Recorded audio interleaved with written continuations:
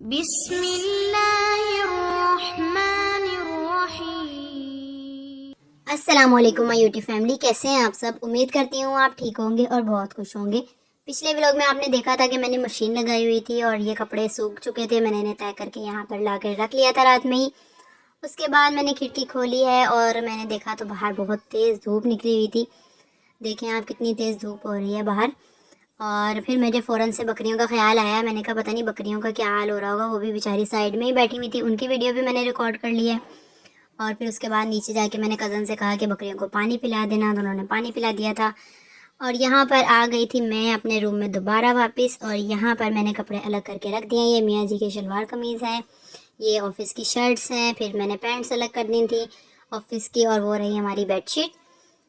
और ये मैंने अलमारी को ओपन कर ली है मियाँ जी की। और मैं अलग अलग करके इस तरह इसलिए रखती हूँ कि अगर मैं किसी दिन ना हूँ, कहीं गई हुई हूँ, तो मियाँ जी को परेशानी ना हो। तो ये मैं पैंट्स अलग रख देती हूँ और शाम में पहनने के लिए जो ट्राउज़र वगैरह होते हैं वो अलग होते हैं। शलवार कमीज़ अलग जगह पे रखे हुए हैं। इस तरह सेटिंग भी सही रहती है, मेरे लिए भी आसानी होती है और मियाँ जी को भी ढूंढने में मुश्किल नहीं होती। और ये सारी शर्ट्स और टी शर्ट्स जो हैं ऑफिस की, वो मैं एक साथ रख देती हूँ ताकि मियाँ जी का जैसा मूड हो वो उस हिसाब से पहन के चले जाएं। और मंडे या वेडनेसडे जिस दिन भी मुझे टाइम मिलता है उस दिन मैं इनके कपड़े इस्त्री करके रख देती हूँ, तो फिर आसानी रहती है। पूरे वीक के करके एक साथ रख देती हूँ। अपने कपड़े भी इसी तरह रखती हूँ। जैसे 3 कंपार्टमेंट होते हैं अलमारी में, तो मैं 2 में वो जो मैंने घर में पहने होते हैं वो कपड़े रख लेती हूँ, और 2 में ऐसे रखती हूँ जो आने जाने के होते हैं, या फिर वीकेंड पे कहीं बाहर जाने का प्लान हो जाता है वहाँ रख लेते हैं। और बेड शीट्स के लिए मैंने एक अलग जगह रखी हुई है, इस्त्री स्टैंड के नीचे जो कबर्ड्स हैं वहाँ पर मैं अपनी बेड शीट्स रख लेती हूँ। तो ये रही एक और बेडशीट, ये मामा ने एनिवर्सरी पर मुझे भेजी थी।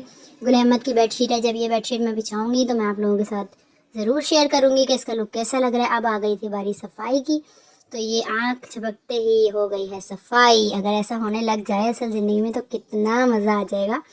और ये मैंने जूम करके आपको दिखा दिए थे। फिर मैंने निकाल ली अपनी जादुई छड़ी जो मियाँ जी मेरे लिए लेकर आए थे, स्पेशल गिफ्ट। और जब वो ये लेकर आए तो उन्होंने मुझे मैसेज किया कि मैं आपके लिए कुछ सरप्राइज़ गिफ्ट लाया हूँ। और मैं इतनी खुश हो गई कि पता नहीं मेरे लिए क्या गिफ्ट आया होगा। और जब मैंने ये गिफ्ट देखा तो मुझे क्या मैं आपको बताऊँ मेरा रिएक्शन क्या था। खैर मैंने मियाँ जी मेरे लिए इसलिए लेके आए थे ताकि मुझे डस्टिंग करने में आसानी हो, और वाकई इससे डस्टिंग करने में बहुत आसानी हो जाती है।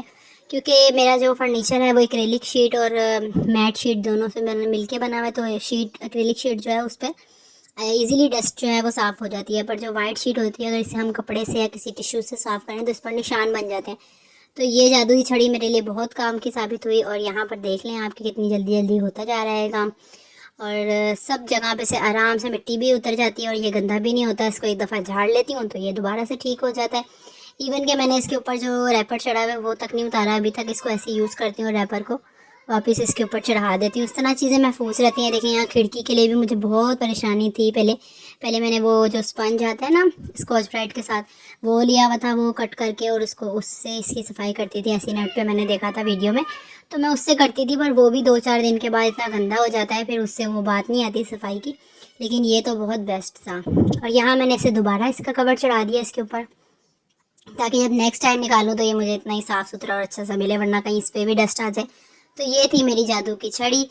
अगर आपको ये पसंद आई हो तो आप भी ज़रूर इसे बाई करिएगा। उसके बाद जल्दी जल्दी काम निपटाने के चक्कर में मैं तेज़ी से नीचे उतर के जा रही थी और मेरा पाँव स्लिप हो गया और मैं नीचे गिर गई सीढ़ियों पे से। तो मेरे चोट लग गई काफ़ी और टांग मुड़ गई थी मेरी और दर्द भी काफ़ी हो रहा था। तो फिर शाम में मैंने सोचा कि मियाँ जी के साथ जाया जाए, क्योंकि जब मैं गिरी थी तब मुझे इतना ज़्यादा दर्द नहीं हो रहा था। लेकिन जैसे जैसे टाइम गुजरा तो दर्द बढ़ गया। फिर मैंने पेन किलर भी ले ली, लेकिन पेन किलर से भी कोई फ़र्क नहीं पड़ा। तो फिर हमने सोचा कि डॉक्टर के चले जाया जाए। तो जब हम यहाँ पर आए तो हमें मिला एक सरप्राइज़ कि डॉक्टर क्लिनिक बंद करके जा चुके थे। वैसे तो इनकी टाइमिंग 10:30 बजे की है और 10 बजे हम 10 सवा 10 बजे हम पहुँच चुके थे। पर पता नहीं क्यों आज वो जल्दी बंद करके चले गए। मे भी कोई पेशेंट नहीं आया हो तो इस वजह से वो जल्दी चले गए होंगे। और ये आ गया है सामने इशाल का स्कूल।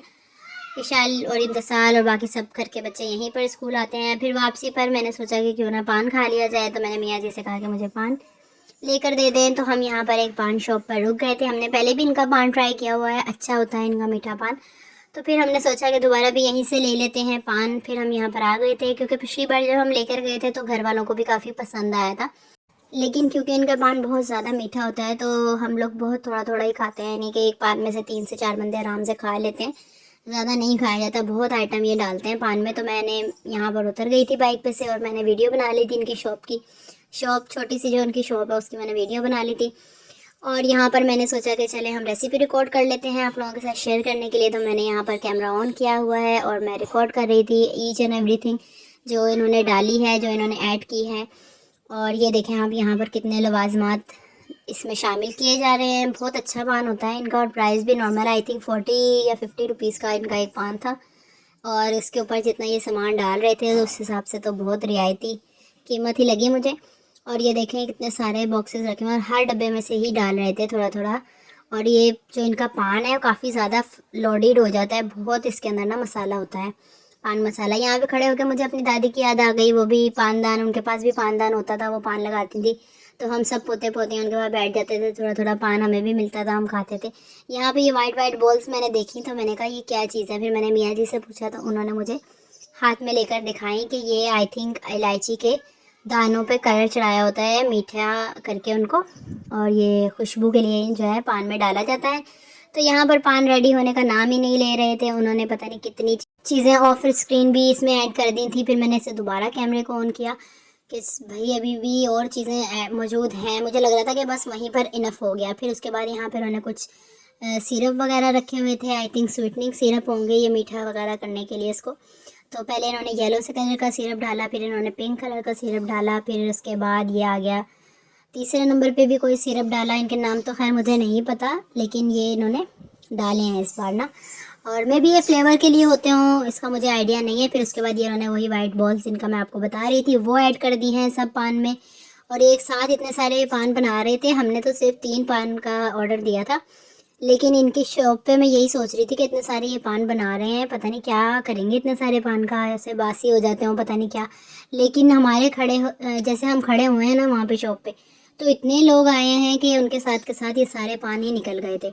तो इसीलिए वो एक साथ इतने सारे पान बनाते हैं, अगर एक एक करके बनाने बैठ गए तो फिर तो बन गया काम। चलती भी काफ़ी शॉप है इनकी तो इस वजह से शायद। और फिर उसके बाद इन्होंने ये माजून टाइप से कोई चीज़ ऐड करी और मैंने मियाँ जी से पूछा कि ये क्या चीज़ है, ये मुझे समझ नहीं। तो ये ना वो थी नरम वाली जो छालियाँ होती है ना मीठे पान में, ये लोग डालते हैं। दूसरी साइड पे इनका भाई होगा आई थिंक, मुझे नहीं पता, वो दूसरे पान बना रहा था सौंफ खुशबू के, उसमें उन्होंने जो ड्राई वाली होती है ना छालियाँ जो गीली नहीं होती बिल्कुल, वो वाली ऐड कर रहे थे और काफ़ी बड़े बड़े पीसीस थे। और जो मीठा पान था इसमें उन्होंने ये गीली और खजूर के साथ ब्लेंड हुई हुई जो छालियाँ थी वो यहाँ पर ऐड कर दी थी थोड़ी थोड़ी, ताकि थोड़ा सा छालिया का भी फ्लेवर आ जाए, क्योंकि ज़्यादातर लोग छालियाँ खाना पसंद नहीं करते। फिर उसके बाद इन्होंने यहाँ पर कुछ स्प्रिंकल कर दिया था, इसका नाम भी मुझे नहीं पता, बस मैं रिकॉर्डिंग कर रही थी कि रिकॉर्ड करती रहती हूँ आप लोगों के साथ शेयर करने के लिए।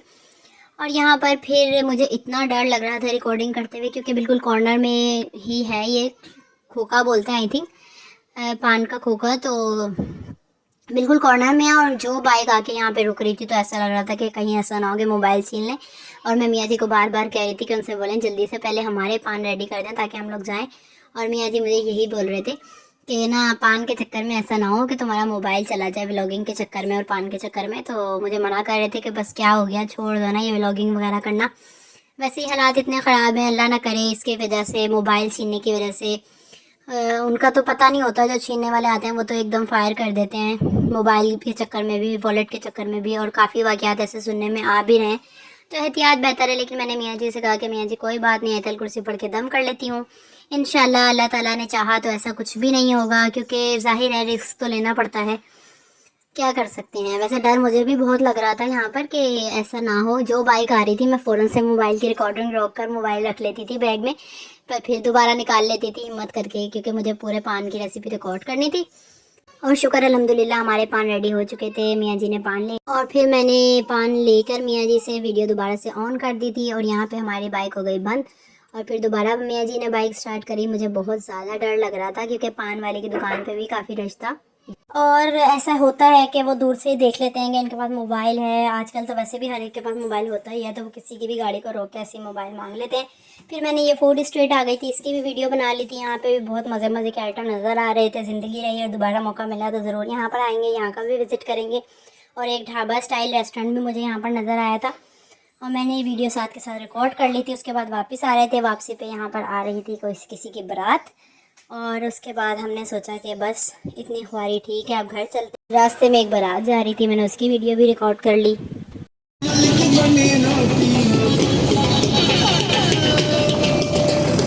व्लॉग को करते हैं यहीं पर क्लोज। लाइक शेयर सब्सक्राइब ज़रूर कीजिएगा। मिलते हैं नेक्स्ट वीडियो में, तब तक के लिए अल्लाह हाफिज़।